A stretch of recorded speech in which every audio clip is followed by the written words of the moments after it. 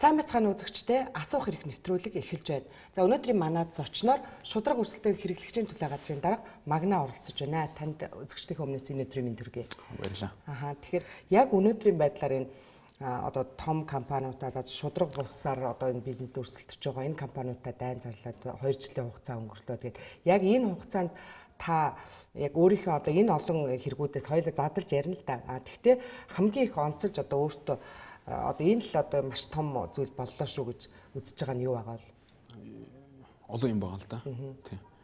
Ерөнхийдөө яг зүгээр яг бизнес эрхлэлтийн хүрээнд та ярьж байвал бидний сүлжээ дэлгүүрүүдэд тухайн нийлүүлэгч болон импортлагч одоо аж ахуйн нэгжүүдэд өөрөөр тавьдаг байсан тэр одоо төлбөрийг бүгдийг нэг ижил нөхцөлтэй болгож гисэн. Энэ нэргээд бас өрсөлдөөний орчныг одоо сүлжээ дэлгүүрүүд дээр одоо дамжуулж бороо орлуулж байгаа аж ахуйн нэгжүүдэд бас сайн зүйл болсон гэж би боддог. Одоо олонний анхаарал дүртэйсэн нөгөө шатхууны импортлагч компаниуд өгсөн хуульдаж үнэ нэмснээр 17 тэрбумын торгуул оногдуулсан. Тэгээд одоо яг нөгөө 17 тэрбумаа төсөөд буцааж төлсөн үү? 17 тэрбум бол намайг ажил авахаас өмнө хүчингү болгоцсон байсан. Би сэргээсэн.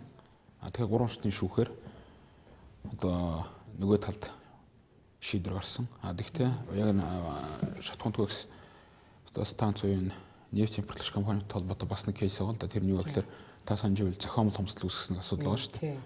Ер нь урд өмнө ямар жишг байсан бэ гэхээр бензинээ нэг 2 өдөр зардаггүй. Тэгэхээр нийгэмд ямар ч хүнээр бензин авах нийгмийн сэтгэл зүй бэлэн болдог. Тэгэхээр үнэ дуртай гараа зардаг нэг юм зүйл байлаа шүү дээ, тийм.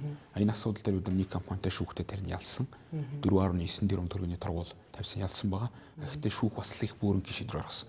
Юу вэ гэхээр өрсөлдөөний байгууллагын тавьсан торгуул зөв байна. Гэхдээ торгуулаа дахиж тооцоо гэдэг шийдвэр тавьсан байхгүй. Дандаа шүүхийн шатанд. За тэгээд бас нөгөө асаа циркийн хувьчлалын асуудал байгаа. За асаа циркийг анх хувьчилж авсан хүмүүс нь одоо энэ зориултыг нь өөрчлөхгүй гэж гэрээндээ тусгацсан. За өнөөдөр асаа цирк бол одоо тэнд үдсгэлийн худалдаа, дэлгүүр, баар юу ч болцсон ингэж явж байгаа шүү дээ. Энэ одоо ямар шатанд авч бас шүүх үү? Бид нар энэ цирктэй холбоотой гомдлыг хэлэлцээд манай байцаагчид дүгнэлт гаргасан л да. 9 сарын хугацаатай өнгөрсөн 3 сард байна одоо албан шаардлага хүргүүлсэн. Гэхдээ хамгийн харамсалтай нэг хоёр тусдаа зүйл байгаа шүү. Юу гэхээр Асаа цирк, үндэсний цирк гэдэг бол тэр дотроо байгаа цирк нь. Royal Plaza гэдэг компани бол тэр объектын үйл хөдлөлгөөрөнгийн эзэмшиж байгаа компани. Royal Plaza компани зүгээс одоо улсын байцаагчийн шаардлаганд нэг ч удаа хариу өгөөгүй. Тухайн үеийн соёл, спорт, аялал жуулчлалын яам төрийн өмчийн хороонд хүргүүлсэн. 5 сард хүргүүлсэн. Гэтэл 7 сард соёл спортын сайд байсан оюун гэрэл гэж эмэгтэйгээс юу гэж бичгэрсэн бэ гэхээр бид нар энэ хувьчлалыг хүчингү болох асуудалд оролцохгүй гэж 2 сарын дараа бичгэрсэн. Энэний дараа 7 сард гэсэн үг шүү дээ. Энэний дараа ажил эхлэхийг хүлээж байгаа. 9 сард ажил эхлээд 9 сарын 10-ны өдөр төрийн өмчийн хорооны даргатай уулзж жагаад энэ хувьчлалыг шалгах ажлын хэсэг байгуулсан. Уг нь бол төрийн хяналтын тухай хуулиар нэгэнт одоо нэг шалгасан бол энэ дүгнэлтэн дээр л асуудал явах хэрэгтэй. Гэтэл төрийн өмчийн хорооны шинээр байгуулагдсан ажлын хэсэг дахиж шалгая гэсэн. Тэгээ бид нар за тэгвэл одоо бас дахиж шалгах юм болов уу хүлээсэн. Өнөөдрийг хүртэл хариу байхгүй. Төрийн өмчийн хорон дээр асуудал гацчаад байна л да. Яг хөө зарим хүмүүс ярьж лээд энэ хувийн өмч рүү халдлаа гэж. Энэ бол тийм зүйл ерөөсөө байхгүй. Би бас энэ 90 оноос хойш төлөвшсөн хүний хувьд бол хувийн өмчийг ямар төвшөнд хөндлөхийг бол маш сайн мэднэ. Анхнаасаа энэ хувьчлал явагдахтаа менежментийн хувьчлал гэж явагдсан. Өөрөөр хэлбэл энэ циркийг циркчгээр нь байлганаа. Оюун гэр сайд та хоёр нэг ном яах ш. Тэгээд ягаад таны одоо энэ шудраг ёсны төлөө явж байгаа энэ алхмыг дэмжихгүй байсан бэ? Хувийн шалтгаан байсан уу? Одоо нөгөө яг ингээ асуудлаа ингээд дугаарладаг гэж нэг ярьдаг шүү дээ, тийм ээ? Хэний ч хэлсэн үг лээ. Яг нам гэдэг зүйл бол байхгүй байхгүй Монголд. За нэгдүгээрт ямар ч нөхдөд өөрсдөө тавиад байгаа шүү. Хоёрдугаарт фракцэр нэг юм та сайн дээрээс олон сонсож байгаа, тийм. Ер нь бол одоо бүх юм ил цагаан дагарлаа шүү дээ. Одоо албан тушаалыг бол чамд нэгийг надад нэгийг чамд нэгийг надад нэгийг гэдэг тэнцүү хуваадаг фракцараа, тийм. За хоёрдугаарт фракцаа удаад байгаа шүү. За гуравдугаарт бас судлаа өмнө намын нэр байгаа орон гэдэг асуудал яригадаад байгаа учраас өнөөдөр Монгол улс хөгжихгүй байгаа л гэж би өнөөдөр харж байна. Би нөхдөлтэй бас 2 жил илүү хугацаанд хамт одоо ажиллаж байна л да. Үндэс шалтгаан даваагүй, тендер өгөөгүй, эсвэл зүгээр уцтаар утас авдаггүй гэдэг үндслээр л засгаараа тоглож шүү дээ. Яагаад ингэ хөгждөг юм гэхээр үнэхээр энэ их орны гэсэн сэтгэлтэй хүмүүс л байдаггүй мандал гэж би өнөөдөр харж байна. Монголыг гэсэн нэг жоохон сэтгэлийн үнээр харахад л уг юм чинь өөрчлөгдөж болох байхгүй. Би одоо ажил дээр ямар шаардлага хүмүүстэй тавьдаг вэ гэхээр одоо манайх бол 30 дүнтэй 40 хүнтэй л имерхүүл байгуулга. Их жижиг гэн гэсэн үг л дээ. Оронтой салбар байхгүй. Би хүмүүст хэлдэг байхгүй. Яг чинь өөрийнхөө хүүхдийг өвдсөн юм шиг асуудал тандаарай. Нэг хүүхд нүдсэн чинь нэг сууж болдгоо нэг үргэлж нэг санаанаас нэг хуцаа. Тэгэхгүй ямар сэтгэл гарахгүй бол юу ч явахгүй л байхгүй. За орон сууцны метр квадратыг бас их олон хүмүүс одоо нөгөө метр квадратаа буруу илүү мөнгө авсан хэрэг бас танаар хэлрүүлээд нэлээд дуулын шууган болоо явсан. А тэр шүүхэр шийдэгдсэн. Бас нөгөө шүүхийн шат. Тэрийг шүүхийн шатнаас гэхээсээ илүү шүүхээс өмнө шатанд их олон хан шийдэгдсэн. Тэгвэл хар хорны нөгөө тасалбар авдаг их амархан шийдэгдсэн. Тэр бас амархан биш ээ. Харахад амархан байсан. Нэг мэдгэдэл нөгөө 50 төгрөгөө нэхээ байсан. Харин нэг мэдгэдэл авахгүй тийм. Гэхдээ тэр чинь бас зөндөө асуудал болсон. А өөр нэг асуудал энэ банкудтай холбоотой асуудал. Банкуд за иргэдэд зээл өгөхдөө нөгөө 1% үйлчлэгээний шимтгэл авдагыг бас та болиулахаар явсан. Тэр юу болсон? Тэр чинь одоо над дээр хэрэг үүсчихэд байгаа асуудал шүү дээ. За ер нь бол зүгээр эхлээд энэ дэлхийн жишээг ярих хэрэгтэй. Дэлхийд ерөнхийдөө иймэрхүү шимтгэл байдаг үгүй байдаг. Гэхдээ зөвхөн бизнесийн зээлэн дээр бизнесийн зээл дундаа их том зээлүүд дээр харилцан тохиролцоод тэр фи гэдэг ямиг тохирдог байхгүй. Гэтэл манад энийг хавтгаар болоод одоо хөөрхий хэрэглээний ямар ч зээл байсан тийм ээ. Нөгөө 8% ипотекийн зээл, цалингийн зээл, өөр юу гэдэг тэр бүх тэтгэврийн зээл тэр бүгдээс 1% аваад тэгээд дараа нь нөгөө авсан 1%-аас нөгөө банк чинь хүүгээ тооцоо авчдаг байхгүй. Энэ бол байж боломгүй юм байхгүй. Тэрний хүүг одоо хэрэглэгчээс төлж ил байна гэсэн үг шүү дээ. Та одоо шилбэл зүгээр нэг шатил л байлаа. 10 сая төгрөгийн 1% хэд 100 сая төгрөг тийм 100 сая тийм 100 сая төгрөг. 100 төгрөгийг та зүгээр банкнд эхлээд төлчихөж байгаа байхгүй. Шууд суудгаад авчих юм уу? Миний авсан 10 саяас. Шууд суудгаад авчиж байгаа. Үйлчлэгээний зардлаа гэдэг. Тэгэнгүүтлээ та тэр 100 мянгатаа хүртэл одоо шилбэл 10 жилийн хугацаатай зээлэвэл 10 жил төлөөлж явж байгаа. Хүүгийн төлөө. Хүүгийн төлөө. Энэ зөвхөн нэг асуудал шүү. Зөндөө асуудал байгаа энэ банкуд дээр. Ер нь манай банкуд чинь гаднаас нарахад нэг 10 хэдэн мөртлөө яг гол хувьцаа эзэмшигч энтрийг харах юм бол бас нэг 6-7 юм уу да. Тиймэрхүү нөхдөд байгаа байхгүй. Тэгэхээр нөгөө хүмүүс чинь хоорондоо сууж байгаа бүх юм тохирчиж байгаа л да ойлгомжтой.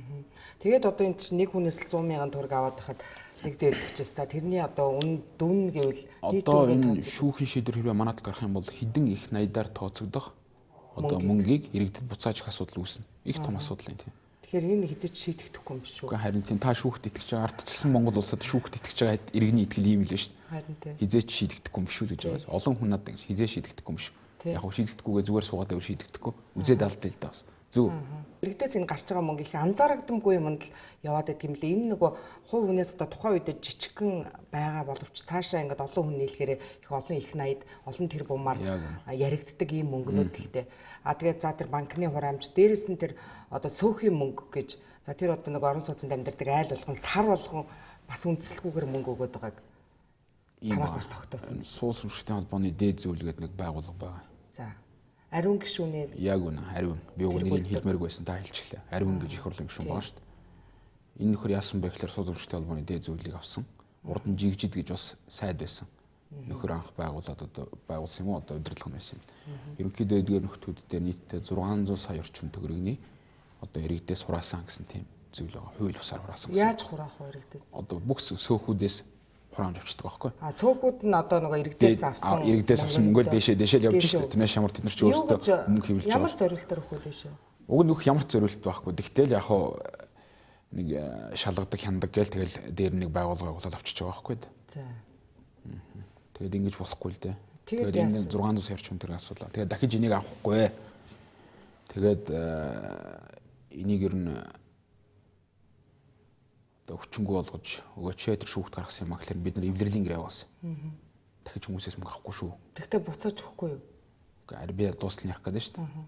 Тэг өшөө бас одоо юу гэдэг чинь одоо би нэг телевизээр ярьж болж гинүү болохгүй нь ер нь их тийм бүхэл юм дарамттай байдаг байхгүй одоо ингээд одоо телевизээр ярихдаа ингэж айдаг. Харин тэг айх юу ах вэ одоо яаж ийм нөхлөөр одоо энийг уул хэлээ л да одоо улс төрийн намууд гишүүнчлэг болохоор энэ сөөхүүдээр дамжуулж л одоо сүлжээгээр барих гэдэг юм уу да над тэгж ойлгуулсан байхгүй. Миний бөөлж цутгсан яг үндэ ийм сонсоод.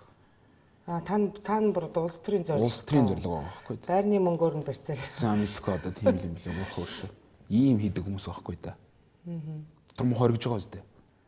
Харин энэ аахгүй да. Тэгээд ингээд намууд гишүүнчлэг бол энэ сөөхөөр дамжуулж байна. Танаа намд хэрэгтэй юм шүү. Тэг одоо би бол Монгол гэж их орноо их хайрлаж байна. Яг үнэхээр би өөрийгөө их оронч хүн гэж боддог та. Гэхдээ ер нь бол одоо зүгээр энэ улс төрийн намуудыг хараад байхад Монголыг боддог хүн их цөөхөн болсон юм байна да. Бараг алгадаа яг үнэндээ. Та одоо ардчлалын намд гишүүн хэвээрээ үздэй. Одоохондоо хэвээрээ л гэж явж байгаа л да. Тэгээд яагаад юу н ардчилсан намд илссэн? Яг ер нь юм байгаа юм л да. Ардын нам гэдэг нэг юм том бүтц байна тийм. Энэ бүтцийг давж гарахын тулд энэ бас 90 оноос хойш бий болсон яг харахгүй ардчилсан нам гэж бүтц байх хэрэгтэй байхгүй. Хэрвээ ардчилсан намыг бүр байхгүй болгочвол ёстой нөгөө нэг намын дарамгуул гэдэг рүү ч бас яваад орчих шүү дээ. Тэгэхээр нөгөөс ардчилсан намынханд байж байгаа зэрэг өнөөдрөөс юм л байна. Гэхдээ ялгаа алга шүү дээ. Нөгөө би санал нэг байна. Ялгаа байхгүй. Одоо эрх мэдэл төрхээр нөгөө ардын намынхантай яг адилхан. Нөгөө нэг юу гэдэг лээ? 100 литр жимсэн дээр нэг 10 литр хог хийхэд 100 литр хог л болдог. 90 литр жимсэн дээр 10 литр хог хийхэд 100 литр хог л болж байгаа байхгүй да. Тэрнээс дотор нь 90 одоо бас жимс юм да гэсэн юм байхгүй шүү дээ. Хойлол утгачвал тийм ээ. Яг л ийм л болж байна. Та ер нь яагаад анх шудраг хөрстэй хэрэглэгчийн төлөө газрын дарга болсон юм? Өөрөө сонгоод би одоо энэ газрыг аваад явж чаднаа, энэ хууль бус юмтай тэмцэе гэж болсон уу? Эсвэл танд хуваарсан уу? Энэ хуваарлагч байх. За. Тэгээ нам ялахаар ч хүмүүс ч за ер нь нэг иймэрхүү бодол санаатай байна гэдгийг хэлдэг. Тэгэл би хэлсэн. Тэгсэн чинь тэр үед намын дарга Алтан уугийн дарга байсан шүү дээ. Сая өгцөрдөг тийм. Алтан уугийн дарга нэг юм боломж байна л гэсэн. Тэгэл би заал оролдоод үзье гэсэн. Тиймээс. Гэтэ нэг яаж ч юм яг л та бүр яг нэг ийм тэмдэл байхад яг зориулагдсан хүн юм шиг л санагддаг ш. Яг их баярлалаа би магтаал гэж хэлж авчихсан. Тэгтээ та Алтан уугийг маш том шүүмжлэгч байсан ш. Тийм шүү дээ. Би бол ер нь та нэг юм болов. Ер нь шүүмжлэл хийх шүүмжлэх хэрэгтэй байхгүй да. Ер нь энэ ардчилсан нийгэм энэ бидний байгуулж байгаа энэ тогтолцоо гэдэг чинь дарга муухай харагдах хэрэгтэй. Тэрнээс нэг дарга гоё харагдаад эхлэх юм бол энэ чинь нийгэмд нэг үнэр орж ийн гэсэн үг байхгүй. Бидний байгуулж байгаа нийгмийн үнцэл чинь энэ байхгүй да. Нийгэм бол үргэлж дарганараас их юм өсдөг. Тэр нь зөв. А мэдээж нөгөөдүүл нь тэрийн төдий хэмжээгээр биелүүлж чаддаг. Тэгэхээр мэдээж одоо юу гэж одоо сэтгэл нэг тийм хангалуун биш байдаг тийм ээ. Тэгэхээр энэ дарга нарын шүүмжлэх энэ тэр бол яа харахгүй л одоо бидний байгуулж байгаа нэг үнэт зүйл. Энэ дээр одоо дарга сэтэр авсан ямар ч хүн дээр их тийм зөв хүлээж авч сурах хэрэгтэй нэг. Тийм. Гэхдээ хүмүүс харахтаа бол за магна одоо Алтан уугийг одоо магнаг шүүмжлээд хахаар амыг нь хаах гэд бас нэг албан тушаал өгч юм да. Яг хөө юу гэж бодсон ч бай тэгэл одоо хүн болгон л өөрийнхөө өнцгөөс харна шүү дээ. Та Алтан уугийг одоо шүүмжлэл хэвээрээ юу? Сая огцрохт нь анти миний зүгээр нэг зарчим бол одоо нэг ядарсан нэг хүн яг ядарч яхад тэгээ араас нь хөшөглөөд авах чинь одоо зарчмын хувьд юм шүү дээ. Одоо миний хүний тэр хүн одоо хууль бус үйлдэлүүд хийгээд бас их намынхныхаа өмнө хийвгүй байдалд орлоо шүү дээ. Шүүмжлэл ярьж ирсэн тийм. Би ер нь одоо нэг л би өөрөө ер нь зотор зарчимтай хүн байхгүй. Ер нь зөв тал байна. Зөв тал гэдэг бол одоо энэ олонхын эрх ашигын төлөө талд би ямар ч үед байна. Тэрнээс одоо би юу гэдэг чинь нэг тэрний хүн, энэний хүн, энэ намын хүн гэдэг одоо нэг худлаа ер нь монгол хүмүүс чинь дотроо нэг тийм шудраг усны мэдрэмжтэй хүмүүс байхгүй. Хичнээн дүр эсгээд хүмүүсийг хуурж байгаа гэж өөрөө бодсон ч гэсэн үдсэж байгаа арт хүн бол энэ худлаа ярьж байна. Энэ нэг л буруу юм хийж байна гэдгийг ойлгодог юм угаасаа. Би өнгөрсөн 10 жилд бол энийг маш сайн ойлгосон. Энэ арт хүн чинь тийм шудраг усны мэдрэмжтэй арт хүн байхгүй. Сая засгийн газар өөрчлөгдлөө. Тэгээд за нөгөө их шүүмжлээдсэн нөгөө манангийн эсрэг гэж явж исэн хүмүүс одоо өөрсдөө манан татуулаад ингээд яваад өглөө л дээ. Та энэ дээр зөв гэж бодож байна нэг. Ер нь яагаад сонгуул болдго юм бэ гэдгээс эхлэх хэрэгтэй байхгүй. Харин тийм. 2012 онд Монголын ард түмэн ялангуяа ардчилсан намынтай саналаа өгсөн хүмүүс бол энэ ардын нам арай дэндлээ. Тийм ээ. Ардын нам болохгүй байна. Эдгээр төрөлчтэй нам байна. Харин тийм одоо бараг 12 оны сурталчилгаан дээр хүртэл байсан шүү дээ. Эдгээр ингээ хулгай хийгээд байгаа учраас одоо шинэ хүмүүсийг гаргая гэж тийм. Ингэж сонгосон шүү дээ. Ингэж хөтөлбөрч дэвшүүлсэн ард түмэн саналаа өгсөн. Хүний итгэл авахгүй. Гэтэл одоо юу гэдэг чинь 2 жил хагасулчвал тэгэл нөгөө ардын намтайгаа нийлээ засаг барьж байгаа гэдэг бол энэ бол за яах вэ? Тэр өөрсдийнх нь төлөө саналаа өгсөн. Тэр сонгогчдыг одоо үл тоож нэгдүгээр асуудал.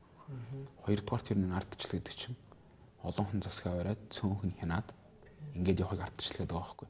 Хэрвээ бүгдээрээ нэг тоонд орчоод бүгдээрээ ингэж одоо засгаа ингээ хуваагаад бариад ингэх юм бол энэ олон нам байх хэрэгч байхгүй.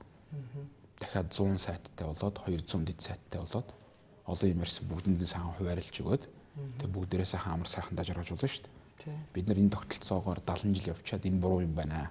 Тэгэхээр нэг хэсэг хүмүүстэй тэнгэрийн амьтан болчихдөг юм байна. Нэг арт түмчин тэр доор үлдчихдэг юм байна гэж хэлээд 1990 онд хувьсгал хийсэн гэж би ойлгоод байгаа байхгүй.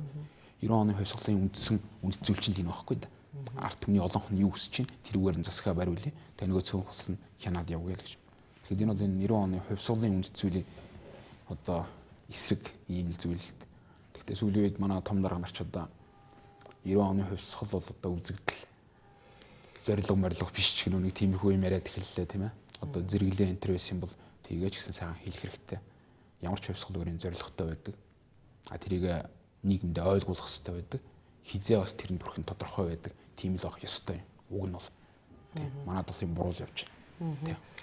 Та бол одоо энэ тогтолцоог шүүмжилж энэ нийгмийг өөрчлөх хэрэгтэй гэж одоо их олон жил за бараг сүүлийн 10 жил ярьлаа, тэмцлээ. Тэгээд өөрчлөгдөхгүй байна. Энэ юунда байна? Хоёр асуудал байна. За. Нэгдүгээрт манай иргэдэх идвэх султай. Идвэх султанаас юунаас болж байгаа вэ? Эдгээр чинь бодлогоор архи өгöd нь шүү дээ. Архи утсан хүн маргааш нь юу улс орон өөрийнхөө шарыг л боддог юм байна. Тийм ээ? Нэг шартчаа тэр шараа яаж тайлахаа бодно үхээс юу миний чинь их орон ирээдүй. Тийм биз? Тэр шараа тайлах мал хайж шүү дээ. Олон хань юм болгочихжээ. За. Нөгөөх шалтгаан. Тэгээ идвэхгүй байна. Нөгөөх нь одоо энэ төрөд байгаа хүмүүс үнэхээр сэтгэл алгаас. Сэтгэл авахгүй. Тэгээд одоо бүр нөгөө хүмүүс за ингээд одоо шинэ хүмүүс гарч ирээл өөрчлөхийн ардчилсан намынханд нэг өгөөд үзье ирэх биш өөрчлөх байх таа гэд ингээд сонгосон. Тэгээд нөгөө ялгаа алах шүү дээ. Шинэ хүмүүс байхгүй шүү дээ. Шинэ хүмүүс гарч ирээгүй шүү дээ. Шинэ хүмүүс бас ч гэж гарч ирээд байгаа шүү. Цөөдөд ирнэ. Нөгөө таны хамтрагч Батцаандан өнөөдөр их хурлын гишүүн болсон, Уянга болсон, Ганбаатар болсон нэг өөрчлөлт шинжилгээ гээл одоо гудамжинд чигсэж байна. Зарим нэг нь бол зүг байр суурин дээр байх шиг л байна. Байгаа л да. Тэгтээ яаж чадахгүй шүү. Бүх юм олонхоор нөгөө сүлжээ одоо нэг улсын хурлын нэг за нэг 20 хүн 30 хүн байхтал гэдэг асуудал. Одхон ингэдэг байхгүй. Ийм нэг шудраг ус юм чинь нэг явсаар агаад нэг хязгаартаа тулдаг юм. Хязгаарт нь хэрвээ тултал нь хэрвээ энэ нөхдүүд явуулах юм бол бид нар улсаараа тулна. Энэ бол одоо юу гэж чинь би нэг хүсэхгүй байна. Гэхдээ ингэж явсаар агаад хязгаартаа тулвал энэ их юугүй юм бол. Боддоо 2011 оныг би санаж байна л да. Каирт Египтэд хувьсгал ялсан, тийм ээ? Мубарак гэж нөхрийг буулгасан. Бид нар зүгээр энэ холоос Монголоос харахад зүгээр болж исэн улсад хүмүүс үүмэндэгдээсэн юм шиг харагдсан шүү дээ. Яг үнэндээ тэнд чинь бүр бүх юм 3-4 хүн гэр бүлийн гарт ороод. Нэг нь одоо миний санаж байгаагаар Нүүб ерөнхий нарийн бичгийн дарга байсан Бутрас Гали гэж байсан. Галигийн гэр бүл. Тэр Мубаракийн гэр бүл гэж хоёр гэр бүл ерөнхийдөө бүх юмыг бацсан. Одоо Монголд хуушур гэдэг нэг хоол байна шүү дээ. Тэр арабууд ч одоо нэг махны оронд нэг тийм одоо баклажаны төтэ нэг тийм үндэсний хоол нь.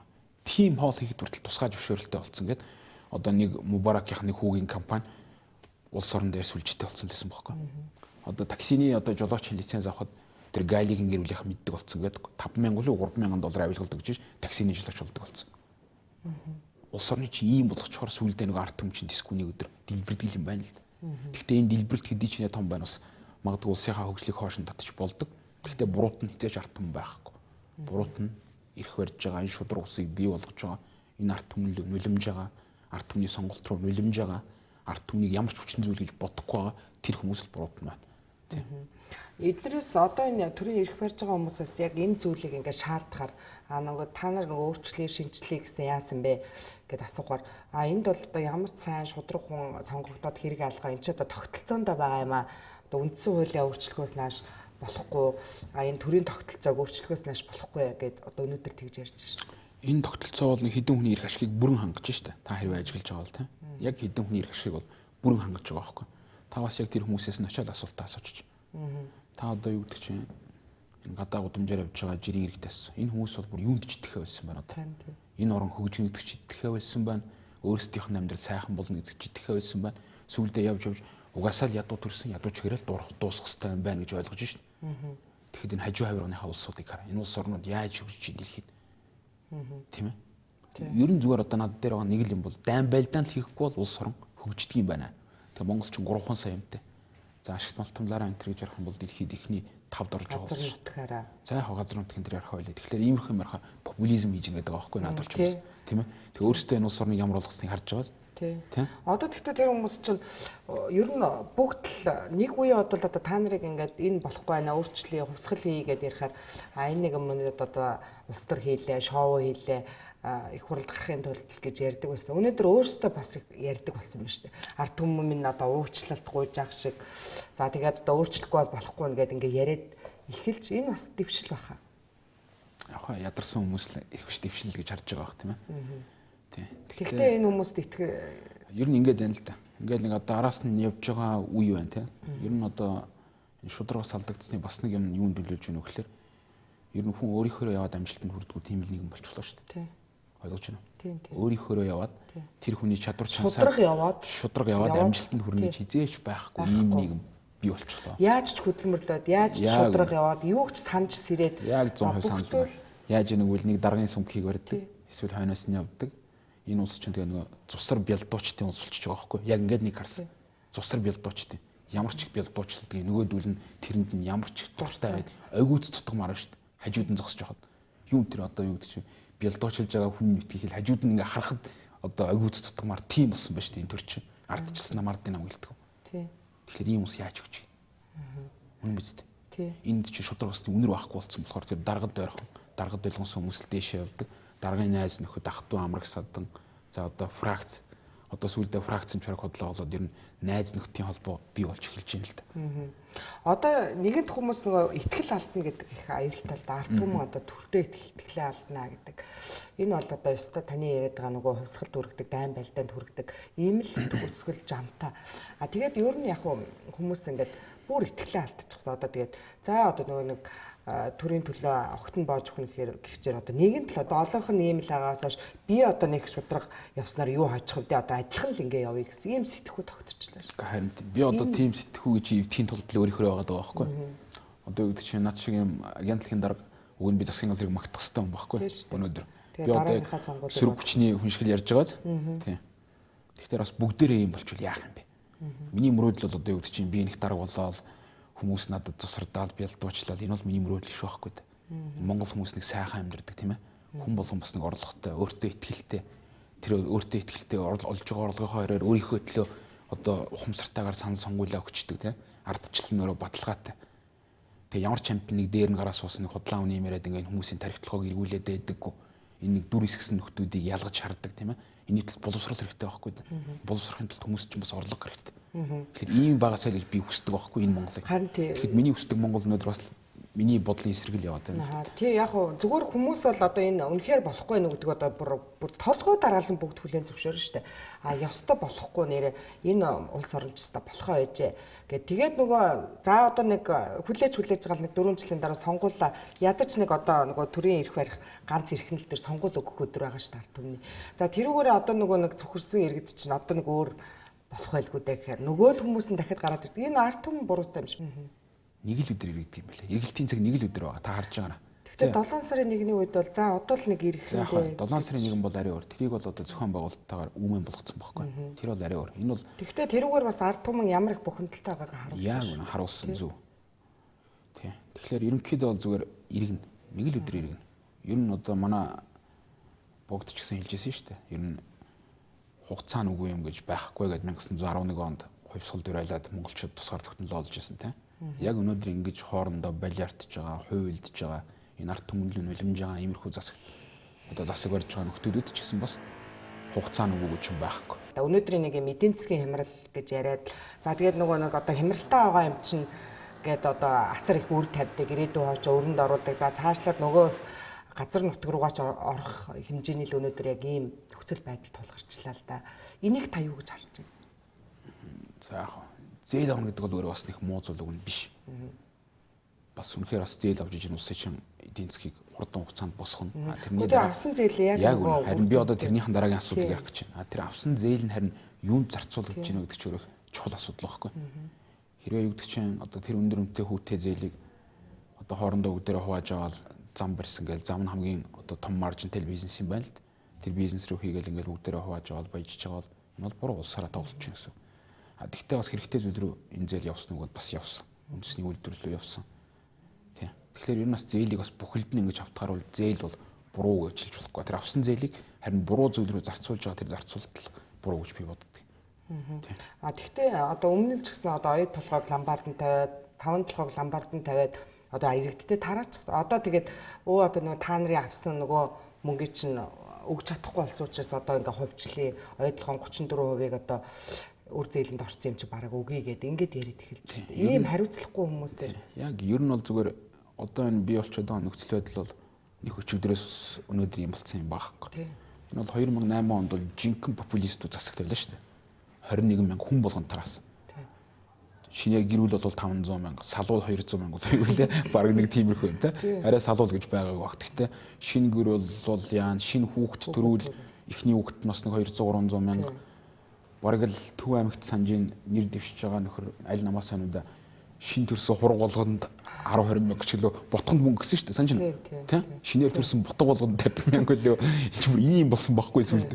Энд чинь жиггэн популистууд байхгүй да. Өнөөдөр нөгөө тэр хүмүүсийн тийм юу энэ их хурлц сууж байгаа Уянга Ганбаатар хоёрыг популист гэж тийм зү. Тэр хурганд мөнгө өгсөн, ботхонд мөнгө өгсөн. Тэр мөнгийг 21 мянгаар нь тараасан, 500 мянгаар нь тараасан. Сая 500 мянга. Тэд нар чинь популистууд байхгүй да. Тэрийг эсэргүүцээл үстэй. Өөрсдийнх нь эсрэг юмрахаар популист болчдөг. Өөрсдөө болохоор тэгэж улсын сан хамуургийг тэгэж нөгөө шуудааг ин гүвжидэг ийм л өгдөг шүү дээ надад болж. Тийм. Одоо эдийн засгийн хямрал гэдээ ярихаар одоо уг нь бол ард иргэд хамгийн их одоо үргэлжлэн зардлыг гаргаж байгаа хүмүүс нь тэр дарга сайд нар байгаа шүү дээ. Тэгээд одоо нөгөө төрийн албан агчдыг жирийн албан агчдад цомгдох тухай яриад байдаг. Сая ингээд засгийн газрын бүтцийг гэхэд сайд нарынхаа тоог нэмчлээ. Дид сайд нарыг бүр 15 яаманд 17 дид сайд томилж штэ яг өнөөдрийн байдлаар. Одоо ингээд нөгөө дарга сайд нараа нэмээд идэг тэднийгээ цомгдохдгүй жирийн албан агчдыг болохоор одоо төсөө хэмээн цомгдох нь гэж яриад. Энэ шудраг зүйл мөн үү? Хэцүү л байна л да. Одоо бүх яам бүх агентлагийг орон тоогийн 15%-аар одоо чөлөөлөө багсгаа гэж цомгдох. За. Тийм үүрэг даалгавар өгсөн үү бүр? Яг одоо алж жирээг байгаа. Гэхдээ засгийн газрын хурлаа нар тийм тогтоол гарсныг бид нар бүгдээрээ мэдж. За. Энэ төхөрхийн нөгөө л нэг ядарсан жирийн мэрэгжилтэн эднэр л хамрагдах байлгүй бодвол. Би бол манай агентлаг 2 дид дарахтай байхгүй. Ямар ч хэрэггүй юм бэл. Юу ч хийдгүү хийх чинь байхгүй. Хийч гэсэн бодол байхгүй. Би юу хийх вэ тэр хоёр? Одоо хийх юм байдгүй шүү дээ угаасаа. Би сүүлийн 1 жил ярьж байна. Энэ байгууллагт ийм олон дид дарах хэрэггүй юм байна. 90 дид дарах хэрэггүй юм байна. Яаж татварлагчдын л мөнгө шүү дээ тийм ээ. Энийг одоо болооч гэж хэлсэн. Тэгээд тэрийг бол тооддоггүй. Тэгсэн мөртлөө одоо хөрх юм. Одоо би ойлгож байна л да. Миний манайх гэхэд нэг 40 орчим хүнтэй гэхэд нэг 4 5 хүн ажиллах болох байлгүй хөрх юм. 15% цомгдохоор тийм. Харин тэгэхээр тэр хүмүүс чинь арга гэр амьдрал гэж бүх юм л хэцүү. Тэр дид дарга нарын чинь цомгдох тогтоол гарч байгаа юм уу? Нэг тийм юм би л. Яг нэг 2 байвал нэг болгоороо энтер гэж нэг юм ярьсан. Гэхдээ энд чинь хуулийн өөрчлөлт оруулах хэрэгтэй л да бас. Тийм. Одоо бүр 2 дид сайд очих юм байна шүү дээ. Одоо боловсролын яам, эрүүл мэндийн яам дээр. Тэгээ одоо 2 дид сайд очиод одоо бас юу хийх вэ? Энэ дид сайд, дид дарга нар ер нь байхгүй болгож болдгоо. Та бас нөгөө шудраг одоо ер нь тэгэл нэг шудраг ёсны шудраг бус зүйл гаргахтал одоо хүмүүс хамгийн түрүүнд л нөгөө магнат хэлэх юмсан гэдэг нэг тийм одоо хилцүүртэл бий боллоо шүү. Тэгэхээр та энэ хуваарлтын бас түр үнэхээр хуваарлтын шог байна. Тэгэхээр энэ дэр би нэг жишээ ярих хөө. Нэг одоо Күнзээс хаана асуусан юм л. Энэ хүмүүс хулгай хийгээд байна яах вэ гэсэн. Та өөрөө хулгай хийхэ болчихоо гэж тийм. Одоо Ли Куан Ю гэдэг одоо Сингапурын дарангуйлагч байна л да. Тэр нөхөр бас хэлж ирсэн юм байл. Ер нь авилгатай тэмцэн нэг үйл эхлээд өөрөөсөө найзуудаасаа эхлэе. Зөв өөрөөсөө олон найзуудаасаа эхэлж тэмцдэг юм аа. Тэгжиж авилгатай тэмцдэг юм аа гэж номон дээр бичсэн байл. Би энэ ямар үгнүүд байлгаж харж байна. Тэгэхээр үнэхээр одоо энэ төсвийн мөнгийг хэмнээ. Тийм ээ. Үнэхээр одоо ингээ бодтой одоо хэмнэлт бий болгоё, цомгдохыг гэж ивэл дарга нараасаа эхлэх хэрэгтэй байна. Харин тий. Тэр чинь жирийн албан агч өсрэл чавс нэг сардаа нэг сарын цалингаал авж байгаа шүү дээ. Дарга шиг одоо өрөө идлээд унаа туслах ажиллуулаад, зөвлөх ажиллуулаад ингээд явахгүй шүү дээ. Яг зөв. Дарга нараа зөвлөх хэрэгтэй. Гэтэ дарга нар гэхээр надад бол чинь одоо нэг 20 эд агентлаг байгаа л гэнэ. Тэр агентлагууд дотор чинь бас зөндөө дарга нар байгаа. Доошоо шатандаа дарга нар байгаа. Хилцээний дарга. Тэр гээл тэгэл явна шүү дээ. Дарга нараа эхлээд сонгох хэрэгтэй байхгүй. Харин тийм. Сайдуудын тоог бас нэмчлээ шүү дээ. Нөгөөд тохироо нөгөө л одоо бүр практикуудад за бүр найз нөхдийн сүлжээгээр хуваарлсан юм. Сүүлдээ одоо бүр яамгүй сайдыг хүртэл гаргаж тавилаа шүү дээ. Харин тийм энэ бол цэвэрлэл одоо нөгөө юм ил цагаандаа гарч байгаа юм л дээ. Яг одоогоос 10 жилийн өмнө бол иймэрхүү юм байсан уу байсан. Гэхдээ бас арай өөрөөр яриад нууц байсан шүү дээ. Одоо бол цайрцсан байгаа. Энийг тэрэнд өгсөн, энийг тэрэнд өгсөн. Одоо шилээ тэр практикдаа энэ практик юмгүй үлчих гэдэг харна. За нэг ийм юм өгчээ. Одоо уул урхан яам гэхэд нэг нөхөр урд нь 2 жил сайдгээд энэ салбарыг бүрэн дампууруулсан шүү дээ. Мэдж байгаа. Та 2 сайдаг хэлж. Яг хэлж байна. Та нэг практик үстэй. Гэхдээ тэр одоо над тамаагүй шүү дээ. Та найз нөхдөөсөө эхэлж нөгөө юмтай тэмцэх хэрэгтэй тийм ээ. Үгүй үнэхээр одоо уул урхан салбарыг бүрэн дампууруулсан байхгүй. Тэгээ одоо найзгаа сайдар тавьчихлаа. Төрийн нарийн байна. Тийм. Өөрийнх нь одоо компани нөхөр гэж ойлгож байгаа шүү дээ. Фонд хамт байсан гэлээ тийм ээ. Ингэж болохгүй байхгүй да. Би тэгээ нэг юмд гайхаад байгаа. Ингээд байхад энэ арт түмэн ямар тайван байгаад байна. Ууж та ингэж болохгүй л дээ бас. Чи бол арт түмэн нөгөө нүлэмж гэдэг чинь илэрлээ нь байхгүй да. Гэхдээ арт түмэн тэгээ тайван биш байгаад бүгдээрээ л харж штэ. Тэгээд яах юм. Одоо ингээ гэр гэртээ за арайчтэй гэл одоо сайхан бэлэг алтан уяг орж гэсэн яг ялгаагүй шүү дээ. Засгийн газрын хэрэглэх газрын даргааны ажилчсан алтан уяг муу ажиллаж исэн бол одоо тэр шийдвэрүүдийг бүгдийг хуульчилж байсан тэр галдгоонд нь ажиллаж исэн сайхан бэлэг ч гэсэн буруутай шүү. Би яг үнэндээ бас бодож лээ. Хэрвээ ингээ сайхан бэлгийн тавьчих байсан бол алтан уяг ерөнхийдөө огцруулах нь одоо юу байсан бэ? Өмнө хүмүүс чинь нэг баахан үнд зүйл ярьж огцруулсан шүү дээ. Тэгсэн харин. Харин тэгэнгүүтлээ эргээ сайхан бэлгийн тавьчихаар тэгээд юуны төлөө огцруулсан нь баг тодорхойлон болов гэж ойлгоод байгаа юм тийм. Тэгээд одоо танаа намынхан яг бас нэг их жоохон тийм залтай юм нь одоо нэг өөрсдөө одоо за үндэсний зөвлөлтөөрөөгоо шийдсэн, гүйцэтгэх зөвлөлөөр шийдсэн ингээл ингээд намууд нэг нөгөө одоо улаан цагаан нэг өдөртөх зөвлөл энэ төргээд нэг хэдхэн хүний хооронд шийдвэрээ яачаад дараа нь бас нэг нэлээд олон тоотой хүмүүс рүү ингээд байж та ардчилсан намынхан тухайлбал яг энэ асуудлаараа үнэхээр тэр шийдсэн үү одоо олонхороо ингээд шийдэх. Одоо тухайлбал та бол үндэсний зөвлөлт хорооны гишүүн. Тэгээд одоо санал бодлоо хэлээд тийм боломж бий юу? Та нэг юм үг мэдхүү нөгөө дүр хэсгсэн ардчлал дарангуйлаас илүү аюултай гэж тийм. Яг үнэхээр дарангуйл байгаад нэг нөхөр дарангуйлаад байвал хүмүүс ч уурлаа тэмцэн шүү дээ. Гэтэл айгүй олон давхар нөгөө маск өмссөн учраас яг цаана нөгөө бодит царайг хүмүүс олж харж чадахгүй шүү дээ. Энд чинь нөгөө дүр хэсгсэн ардчлалын хамгийн аюул нь эндэл юм байна. Хүмүүс харахад нэг сайхан тайвшруулад байгаад байдаг. А гэтэл бодит байдал дээр яг л дарангуйллаа байгаа байхгүй. Тийм. Та хувьсгал хийх тухай 10 жилийн туршдал ярьсан. Одоо хэвээрээ юу? Би дуслаа ярина. Өөрчлөлтөө ярина. Тэгээд өөрчлөгдөхгүй одоо ингээд 10 жил боллоо шүү дээ. Энэ хайрын биш үү? Эсвэл та бүхний тэмцлийн арга буруу. Яг үнэндээ бол хувьсгалын дараах зүйлийг үйл явц гэхээс илүү хувьсгалчин өөрөө үйл явц гэдэг аахгүй. Та харж ивэл та сайн надад хэллээ шүү дээ. Намайг хэлээг багт. Энэ өөрчлөлийн шинжлэх хувьсгал гэдгийг илүү олон хүн ярьж байна гэж тийм. Энд чинь нөгөө үйл явц яваалаа гэсэн үг байхгүй да. Энэ одоо юу гэдэг чинь энэ бий болгосон энэ үзэл санааг тойрж байгаа хүмүүс олон болоолаа гэсэн үг шүү дээ. Сая нөгөө дуучин жавхлан байна уу да тийм ээ. Бас хувьсгал тэмцэл эхэллээ гэж байна. Би их хүндэтгэлтэй хандлаа. Би бас одоо дуучин залуу тийм сайхан юм яриад ингэж байгаа их баяртай хандсан шүү. Тэгвэл нэг нөгөө монголчууд нэг нэгдэж чаддгүй нэг чанар бас байна. Одоо тэнд л нэг нь одоо хувьсгал тэмцэл одоо хийгээл яриад идэг. Энд нэг нь яриад идэг. Тэгсэн мөртлөө одоо үнэхээр одоо ингээд та бүхэн ингээд нэгдэж болдгоо юм. Одоо бас шинэ жил ойртож байна. Та бүхэн дэндүү их одоо ийм сайхан цагаан фон дээр жоохон эвгүйсэд барьчих шиг боллоо. Гэхдээ тэгтээ яг эвгүй биш. Энэ бол яг амьдрал Монголын амьдрал яг өнөөдөр ийм л байна. Ярих ярианы сэдв ийм л байна. Тийм би санал нэг байна. Би одоо яг сургагчны хүчил танд ярьлаа шүү дээ. Тийм өнөөдөр яа харахгүй 73 улаан нийлээд засгаа бүрдүүлж байгаа бол энэ арт түмний талд бас зарим байх хэрэгтэй байхгүй. Зөв. Дуучин завхлан гэснээс завхлан бол одоо энэ шинэ жил тэмдэглэж ийн илүү зардлаасаа одоо болио гэж уриалаад байгаа шүү дээ. Та бас ер нь шинэ жилийг үзэж байна. Гэхдээ яг энэ чи гэр бүлээрээ баярлалгүй яг энэ чи шинэ он гарч байна тийм ээ. Тэгэхэд манайхан ч нэг юм нэг тултал нь хийнэ гэдэг шиг нэг хавтгаар болчдөг тийм. Би бол ер нь олон нийтийн газраар баг явдаггүй шүү дээ. Ялангуяа тийм олон нийтийн арга хэмжээнд ч очдоггүй. Шинэ жилээр үү? Гэхдээ ер нь шинэ жилч байна уу? Ер нь найр наадам гэл нэг олон нийтийн арга хэмжээнүүд болдгоо шүү дээ. Би тийм юм дээрээс очдог. Тэр чинь одоо улс төрчдөд их чухал юм биш үү? Очоод хоол идэл тэгэл хүмүүс давал том дарга нартай шагналыг бол бүгдээрээ алгадшаал баяр хүргээл гар барайл тэгдэг л. Би бол аль болох тиймэрхүү юмд оролцохгүй юм төлөөлээд тийм. Та өнгөрсөн жил бол одоо их олон байгууллагаас зарласан оны үнээр тодорсон шүү дээ.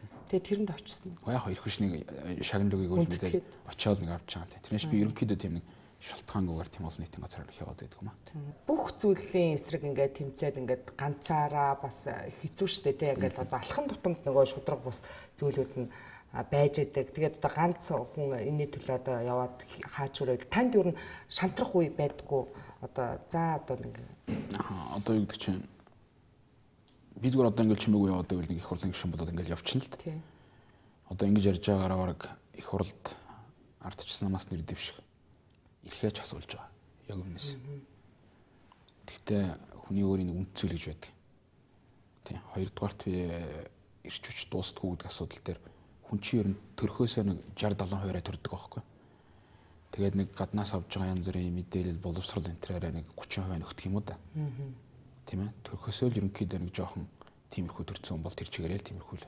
Би бол төрхөөсөө л одоо иймэрхүү тэмцэгч нэг шудраг ус юмны юм нэг чимээгүй суугаад байж болдог чаддаг нэг юм л болоод төрцсөн юм байлгүй дээ л гэж би боддог.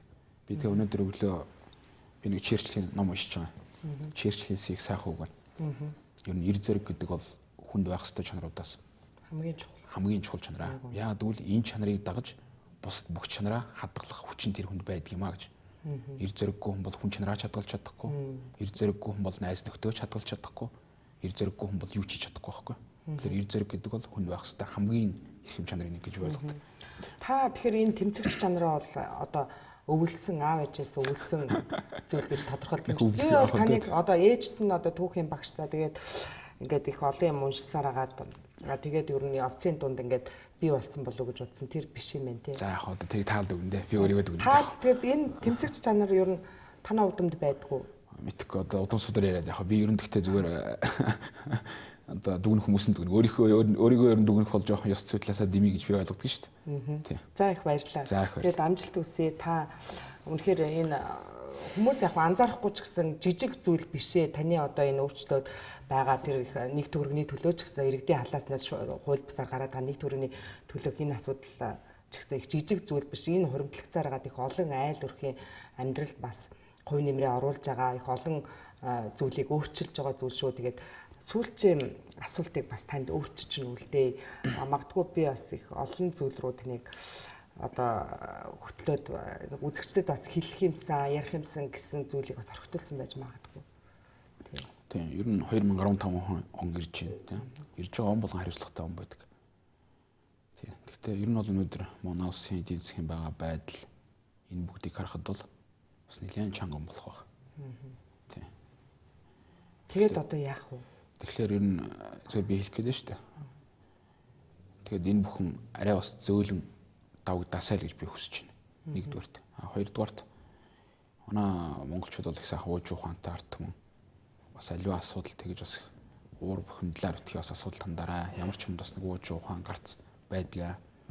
Монгол улсын үндсэн хуулинд бол төрийн бүх эрхэмлэл ард түмний гарт байна гэж байдаг.